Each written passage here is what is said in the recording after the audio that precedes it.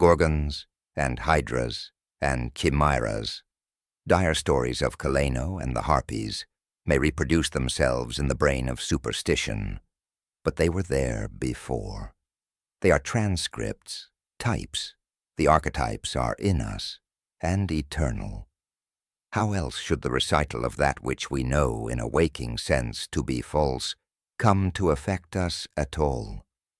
Is it that we naturally conceive terror from such objects, considered in their capacity of being able to inflict upon us bodily injury? Oh, least of all, these terrors are of older standing.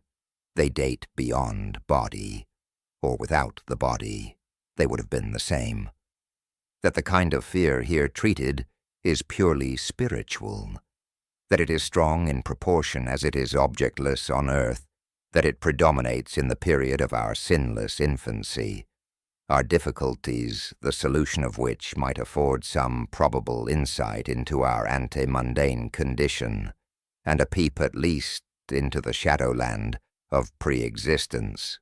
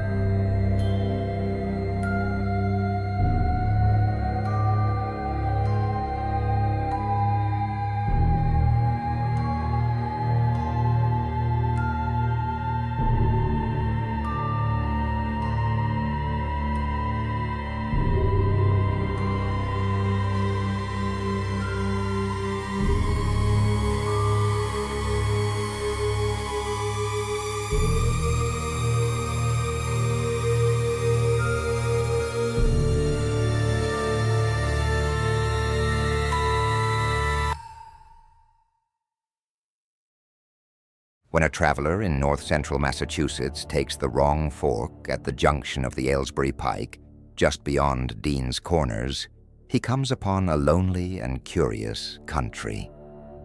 The ground gets higher, and the briar-bordered stone walls press closer and closer against the ruts of the dusty, curving road. The trees of the frequent forest belts seem too large, and the wild weeds, brambles, and grasses attain a luxuriance not often found in settled regions. At the same time, the planted fields appear singularly few and barren, while the sparsely scattered houses wear a surprisingly uniform aspect of age, squalor, and dilapidation. Without knowing why, one hesitates to ask directions from the gnarled, solitary figures spied now and then on crumbling doorsteps or on the sloping, rock-strewn meadows. Those figures are so silent and furtive that one feels somehow confronted by forbidden things with which it would be better to have nothing to do. When a rise in the road brings the mountains in view above the deep woods, the feeling of strange uneasiness is increased. The summits are too rounded and symmetrical to give a sense of comfort and naturalness, and sometimes the sky silhouettes with a special clearness the queer circles of tall stone pillars with which most of them are crowned. Gorges and ravines of problematical depth intersect the way, and the crude wooden bridges always seem of dubious safety. When the road dips again, there are stretches of marshland that one instinctively dislikes, and indeed almost fears at evening when unseen whippoorwills chatter and the fireflies come out in abnormal profusion to dance to the raucous, creepily insistent rhythms of stridently piping bullfrogs.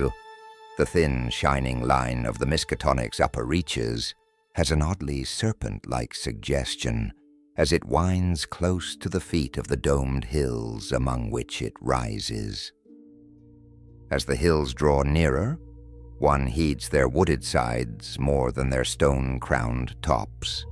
Those sides loom up so darkly and precipitously that one wishes they would keep their distance, but there is no road by which to escape them. Across a covered bridge, one sees a small village huddled between the stream and the vertical slope of Round Mountain, and wonders at the cluster of rotting gambrel roofs bespeaking an earlier architectural period than that of the neighboring region.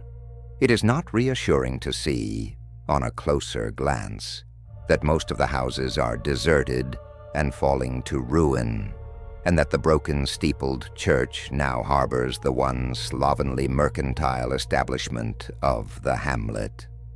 One dreads to trust the tenebrous tunnel of the bridge, yet there is no way to avoid it. Once across, it is hard to prevent the impression of a faint, malign odor about the village street, as of the massed mold and decay of centuries. It is always a relief to get clear of the place and to follow the narrow road around the base of the hills and across the level country beyond till it rejoins the Aylesbury Pike. Afterward, one sometimes learns that one has been through Dunwich,